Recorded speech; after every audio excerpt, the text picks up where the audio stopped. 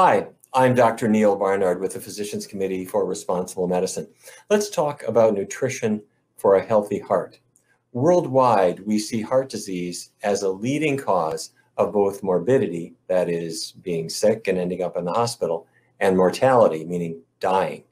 And yet there's a tremendous amount that we can do to prevent these bad outcomes. And the key is good nutrition. First of all, what are we talking about?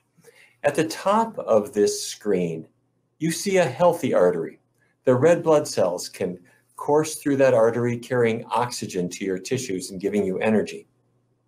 But in the middle diagram, what do we see? We see the beginning of what looks like a blister forming in the wall of this artery. That's an atherosclerotic plaque. And what it actually is overgrowing muscle cells and lipid and debris that are forming in response to bad cholesterol irritating the artery wall. At the bottom, we see that blister, that atherosclerotic plaque, has burst. And as it bursts open, it triggers the formation of a blood clot. And that blood clot acts just like a cork in a bottle. It stops the blood flow completely. And that's what we call a myocardial infarction, a heart attack. For many people, that's the final event of their lives. Can we prevent this? We certainly can. Let's look at the basics. First of all, a long time ago, many decades ago, researchers started noticing that the higher your cholesterol level, that is, the higher the amount of cholesterol in your bloodstream, the higher your risk of dying of heart disease. This was from a study called the Multiple Risk Factor Intervention Trial, done decades ago, and it showed very clearly that the higher your cholesterol, that is, the further you go out on the right of this slide, the more likely you are to die of a heart attack. So what causes cholesterol levels to go up? The number one thing is bad fat. That means saturated fat. Saturated fat is the kind of fat that at room temperature is a solid. Every 1% that your saturated fat in your diet increases, your LDL cholesterol or bad cholesterol increases by 2%. So the more saturated fat that you have, the more bad cholesterol you have in your blood. But it's not just that saturated fat. It's also cholesterol itself. Cholesterol in your diet, in eggs, in dairy products, in meat. The more cholesterol that there is in your diet, the higher your blood cholesterol. The effects of dietary cholesterol are not as great as the effects of saturated fat, but it adds to the problem. So where do I find these things? Where does saturated fat show up? Where does cholesterol show up in my diet? Well, animal products, as you can see here, have quite a lot of them. You can see the saturated fat content of, say, roast beef. In a 100-gram serving, 3.4 grams of saturated fat, 83 milligrams of cholesterol, that's a lot. Chicken, with or without the skin, is still a significant source. And look at salmon. Some people imagine that salmon must not have bad fat, it's only got healthy fat, doesn't it? No, that's not the truth. If you look at salmon, it's got as much cholesterol as beef and just about as much bad fat too. That means it's going to raise your cholesterol. Cheese, eggs, all of these contribute. But the point is, cholesterol is in animal products. Saturated fat is mainly in animal products too. What about foods from plants? Well, look at beans and rice and broccoli and sweet potatoes. You notice in the cholesterol column, you see a big 0. They're not from animals at all. These are plant foods and they don't have cholesterol. And look at the saturated fat content. Extremely low for all of them. Very, very low. So when it comes to avoiding cholesterol and avoiding saturated fat, getting away from animal products and building your diet from plant-based foods, that's really the secret. Now, let me look at what foods may not have. If you look at, say, beef, the fiber content of beef, 0. Vitamin C, 0.2, and that's true for all the animal products. But look at broccoli and kale and chickpeas and an orange. Do they have fiber? They've got vitamin C. Well, why do I care about that? Fiber helps your body to eliminate cholesterol. It's also helpful for a healthy digestive tract. Vitamin C is an antioxidant that helps stabilize compounds in your blood, and that can help you in many ways. And antioxidants are part of the stabilization process to protect the artery wall. Animal products don't have them. Plant products are rich in them. Okay, now let's talk about cholesterol itself in foods. I was talking about cholesterol and I was talking about saturated fat. They are not the same thing. Cholesterol is not the same as fat. In meats, cholesterol is found mainly in the lean portion. Let me say that again. The cholesterol is in the lean portion. So if you're eating chicken without the skin, you're still getting plenty of cholesterol. If you're eating fish, even the leanest fish, you're getting plenty of cholesterol. And you're getting a lot of it if you eat egg yolks. But plants have essentially no cholesterol at all. Okay, now if I want to lower LDL cholesterol, that's bad cholesterol, and I want to bring that down so that I don't have a heart attack, what do? I avoid the meat. I avoid dairy products too. That means cheese and yogurt and whole milk, because these foods have a lot of bad fat in them. I want to avoid eggs. Eggs are a source of saturated fat, but they are the biggest source of cholesterol. We also want to go further. There are some plant products that are not good. Hydrogenated oils. These are the oils sometimes used in frying, where through a chemical process, a liquid oil is hardened up. That's hydrogenation. Also, coconut oil and palm oil, they can raise your cholesterol level too because they're very high in saturated fat. I would avoid them as well. There are things you want to increase. Plant-based foods in general are great, but there are certain foods that have special effects. Oats, beans, soy products. They seem to have a special ability to lower bad cholesterol, and they should figure in your daily routine. Okay, triglycerides. You'll see triglycerides on blood tests as well.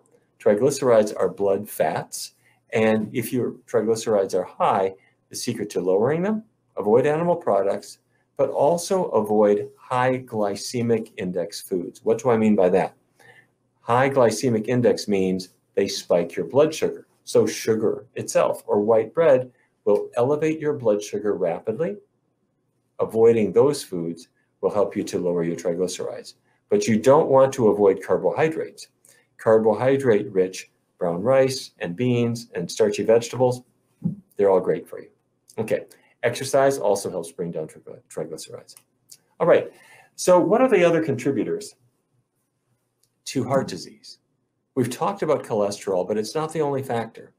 High blood pressure can contribute to heart disease as well. Hypertension means simply high pressure in your arteries, and it's measured with two numbers. The first number, or systolic blood pressure, is the pressure during a heartbeat. The second number, or diastolic, is the pressure between beats when the heart muscle relaxes. So with every heartbeat, you get two numbers. As your heart squeezes, your blood pressure goes up to the systolic number. As it relaxes, it goes down to the diastolic number. So if a doctor says your blood pressure is 120/80, that means with each heartbeat, it's going up to 120 and relaxing down to 180. Which number matters? Both of them. You want them both to be healthy. And below 120/80 is where you want to be. The first step toward lowering your blood pressure is to limit salt. You don't have to avoid it completely, but you want to keep it low. Sodium raises blood pressure. And sodium, where do I find it? There's a little bit in plant foods, not really very much, unless it's added at the factory. Look at this, a potato. A medium potato has 13 milligrams of sodium, that's not much. But turn it into potato chips, you've got 330 milligrams of sodium in the potato chips. It's all added at the factory. But the biggest source of sodium might surprise you, or a bigger source than potato chips is cheese, cheddar cheese and Edam cheese, processed cheeses. can have 350, 500, or even as much as 800 milligrams of sodium in a typical serving. You want to avoid these products. Okay, now, but there's more to it. You might already be aware that sodium raises blood pressure, but so does grease. The grease that's in a burger or in fried chicken can make your blood more viscous, more thick, more like oil, less like water. And when your blood is thick, it's harder for your heart to push it along to get blood circulation going. If your blood is more like water, it's really easy for your heart to push and your blood pressure doesn't have to be so high. So what do? Avoid the greasy foods. If you avoid meat, cheese, and other foods, you're not only avoiding the saturated fat and its effect on your cholesterol, but you're avoiding the effect of that fat on your blood pressure too. Bottom line, to lower your blood pressure, you want to avoid sodium. It's a good idea. Instead, get the plant-based foods, but also avoid the greasy foods like meat, cheese, and fried foods because they tend to raise blood pressure too. All right, will it actually work? It sure will. Back in 1997, the DASH study was conducted, Dietary Approaches to Stop Hypertension. Researchers brought in a large group of people, 459 of them, and they did two things. Number one, they increased their vegetables and fruits. They also did something else. They reduced their meat and reduced their fat. And if you've been thinking about what I've been saying, you're thinking, okay, that's going to help me. Vegetables and fruits in their natural state don't have much sodium. I'm getting rid of that. I'm getting rid of the sodium. That's good. And if I reduce meat, reduce the fat, then my blood viscosity will be healthier. Good on you. That's exactly right. Let's look at the numbers. This is systolic blood pressure. The top line there are people who did not do anything. They made no diet changes. They're the control group. And as you can see, not much happened with their blood pressure. The second line, these are people who only increased vegetables and fruits. That's all they did. Their blood pressure lowered a little bit. That's good. Fruits and vegetables help you avoid the sodium, and they're also rich in potassium, which helps lower blood pressure a little bit. But that third line, that one that really dives down, these are people who increased vegetables and fruits, and they also reduced meat and reduced fat. And that's the best of all worlds. Now, this is systolic blood pressure. That's the top number. This is diastolic. That's the bottom number. And you see exactly the same pattern. For blood pressure lowering, you want to increase vegetables and fruits, and you want to throw out the meat and the fat. And if you do that combination, not only does your blood pressure drop, but look how fast it drops. Within about 2 weeks, your blood pressure is already substantially lower. So you don't have to wait a year or 2 years for your blood pressure to come down. It happens fast when people make diet changes. Okay, so we have talked about how I can bring blood pressure down. To put it simply, plant-based foods, and you already wanted plant-based foods to lower your cholesterol. Reduce salt and sodium. Exercise is good. Two more things. You want to limit your alcohol intake and avoid tobacco. Put that together, you got low blood pressure.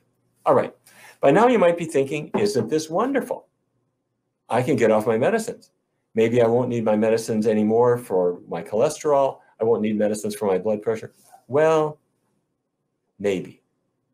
Only stop your medications with medical supervision. The reason I say that is uncontrolled blood pressure can be very dangerous, even fatal. So this is not a time to stop medicines on your own. Talk with your caregiver about when and whether it's the right thing for you. Okay, let's look at clinical trials of plant-based diets to see, does it really work? It should, because with a plant-based diet, I'm avoiding cholesterol, I'm avoiding animal fat, my cholesterol level ought to drop, that should help my heart. My blood pressure ought to improve, that should help my heart. So does a plant-based diet really help prevent heart disease, or can it help reverse it? You bet. Medical history was made back in 1990. Dr. Dean Ornish looked at whether people who had existing heart disease could get better. Simply put, he looked to see if a healthy diet could take that ugly-looking artery at the bottom and make it look like that wide-open, healthy artery at the top. He did not use medications. He didn't use surgery. What he did instead was a simple lifestyle intervention. Vegetarian foods. Okay, vegetarian foods for heart patients. That helps them avoid the cholesterol, the fat, and it helps them increase fiber. Okay, good. Vegetarian foods, half-hour walk every day. Try to manage stress. Challenging for some people, but that was the idea. And avoid tobacco. Very simple. No drugs, no surgery, just these 4 simple lifestyle steps. What happened? After a year, total cholesterol dropped 24% compared to a control group where it barely dropped at all.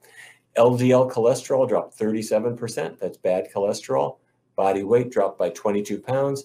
And in 82% of the participants, the arteries were opening up enough so that you could see a measurable difference in 82% of the participants in 1 year. No drugs, no surgery. Lifestyle can reverse existing heart disease. All right, let me show you what it looks like.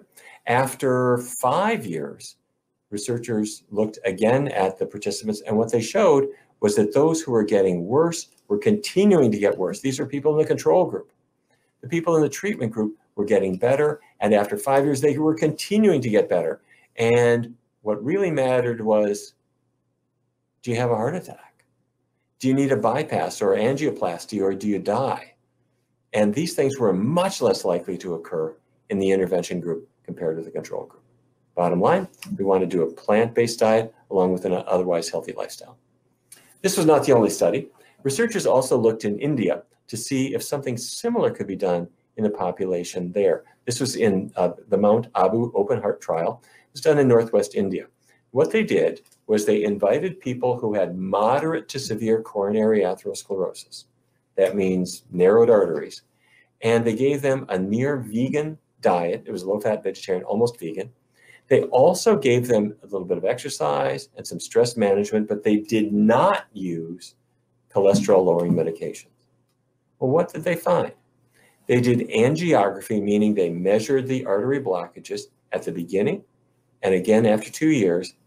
And those people who were highly adherent to the diet and program had regression of their atherosclerosis, meaning it was going away, in 91% of the participants. If they didn't adhere so well, they had just sort of medium adherence, 88%. Okay, the people who did not adhere, the low adherence, only 12% of them had regression. What am I learning? I'm learning that if I follow this diet, my chances of having my heart disease start reversing are enormous. And how much? Well, when they looked at how many had their lesions actually regressed by as much as 10%, which is a huge regression.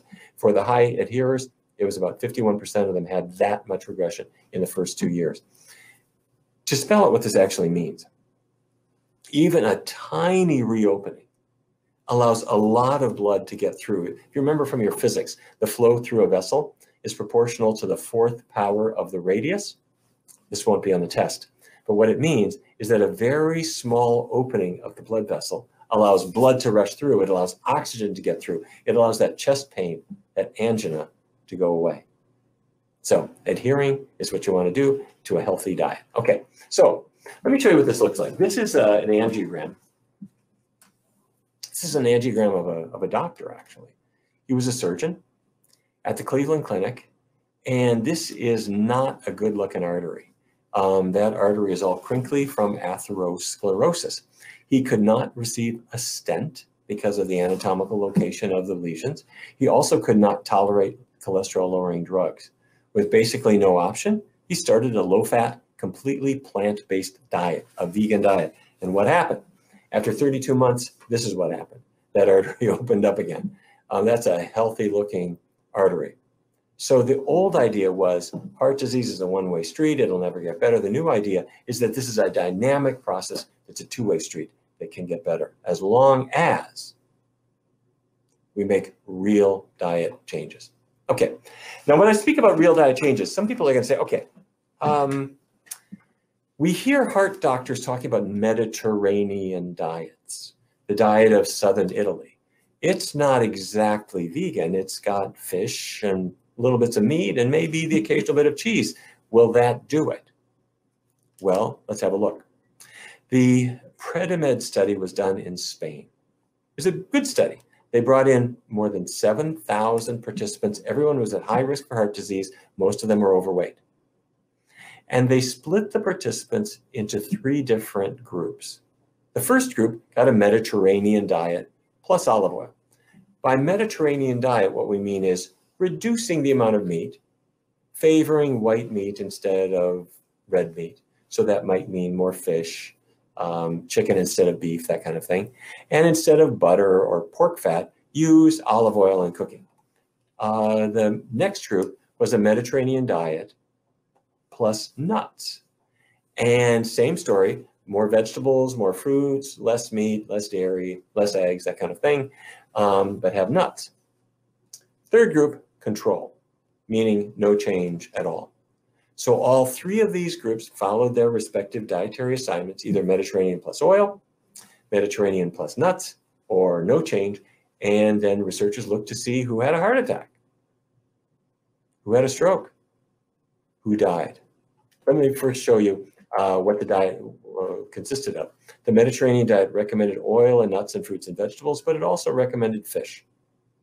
And it recommended legumes like beans and sofrito, which is a tomato sauce, and wine. It discouraged sodas and baked goods and fatty spreads. And white meat was your favorite thing as opposed to red meat. Okay, Barry, you know about that. All right, so what happened? First results were really quite disappointing. The people in the Predimed study were not losing weight very fast. Over the first 12 weeks, 3 months, the group was losing only about 1/4 kilogram. Remember, these are people who were overweight. They wanted to lose weight. They needed to lose weight for health, but the weight was coming out only very slowly. 1/4 kilogram after 3 months, not much. And what happened with regard to whether you lived or died? All-cause mortality, meaning dying of any cause, seemed to be reduced a little bit in the oil group and the nuts group, but in no case was this statistically significant, meaning it could have just been chance. Statisticians in the audience will know that a p-value below 0.05 means it's unlikely to be due to chance, but all these numbers are way above that. So how about if you die specifically of heart disease? Well, once again, it looked like there was maybe a trend, but again, it could have been just chance. None of it was statistically significant. It was discouraging. However, the researchers did notice that if you combine myocardial infarction, that's a heart attack, with stroke, with death, you put all these together and you make a composite endpoint that you're going to track. This occurred in 4.4% of the controls. It edged down a little bit to 3.8% in the olive oil group, down to 3.4% in the nut group. Okay, not super impressive, but we'll take it. Wait, one other thing. The Predimed researchers did something really smart. They got more than 7,000 people. They realized that some of those people are probably pretty close to vegetarian or vegan. What about them? How did they do?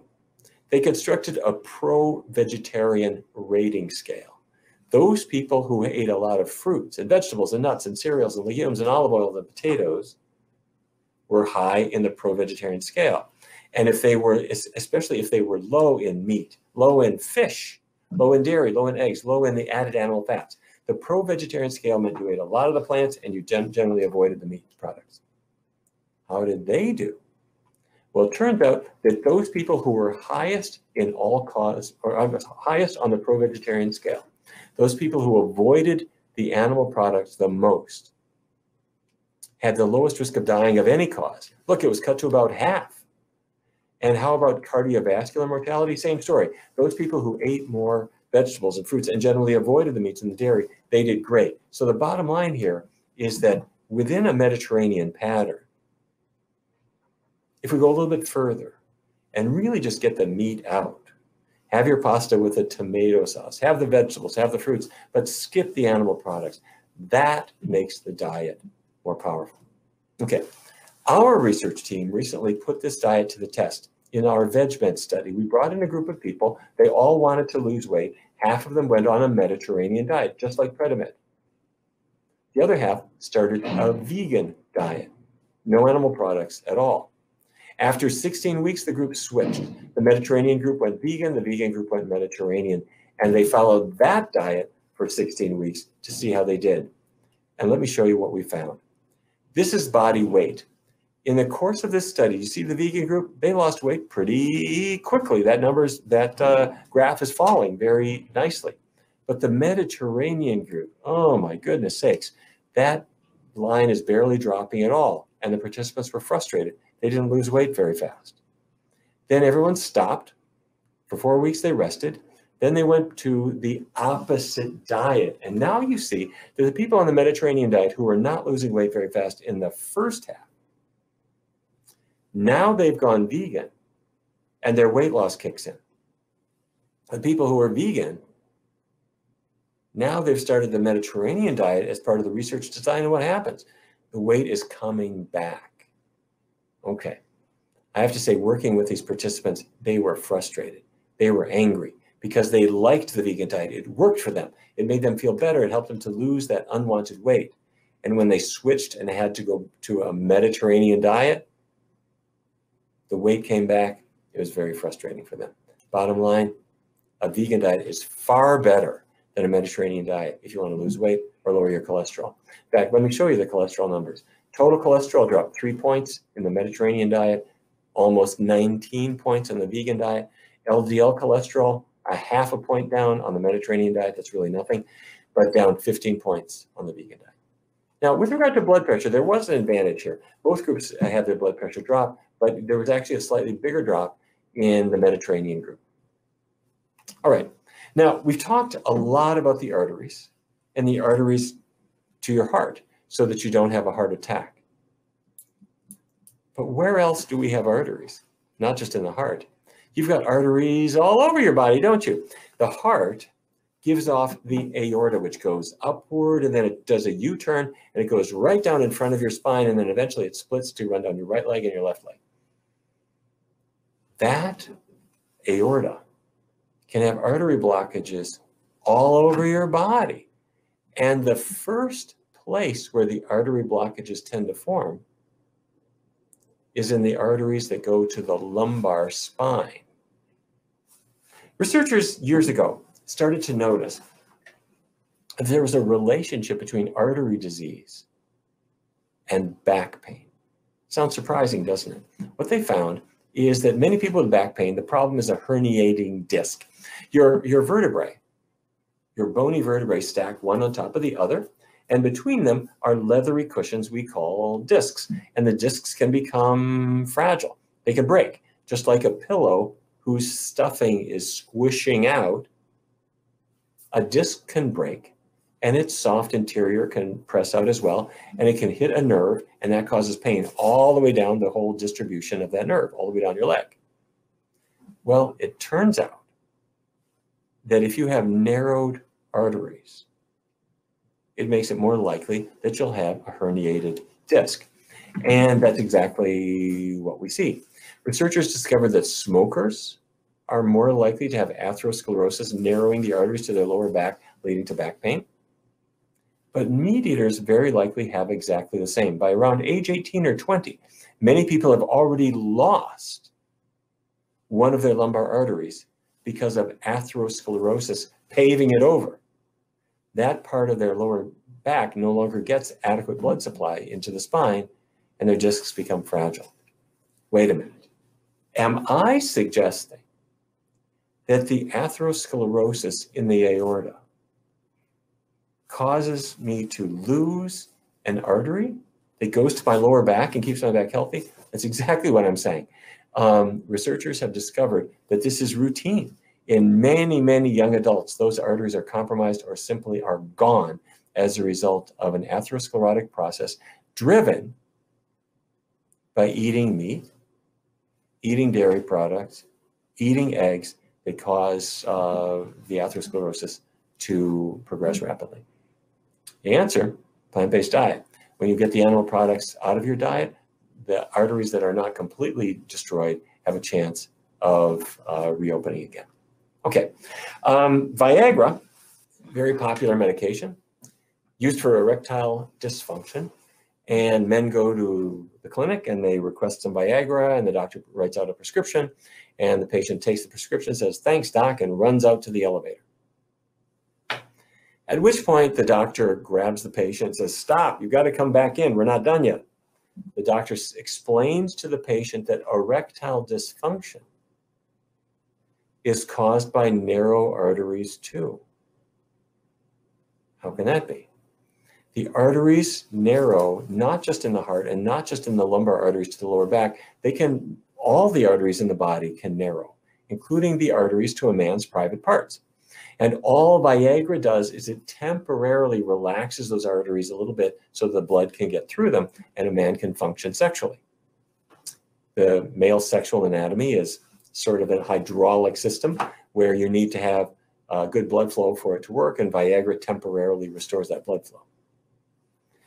But for most men, if they're on a meaty diet, eating pork, eating chicken, eating other sources of saturated fat and cholesterol, they narrow the arteries to their private parts, and it leads to impotence. If they go on a healthy plant-based diet, they've got a very good shot at those arteries opening up again so they can perform sexually without the Viagra. Okay? All right, so a healthy diet: fruits, grains, legumes, and vegetables. Fruits, self-explanatory. It's a terrific snack and dessert as well as a food group.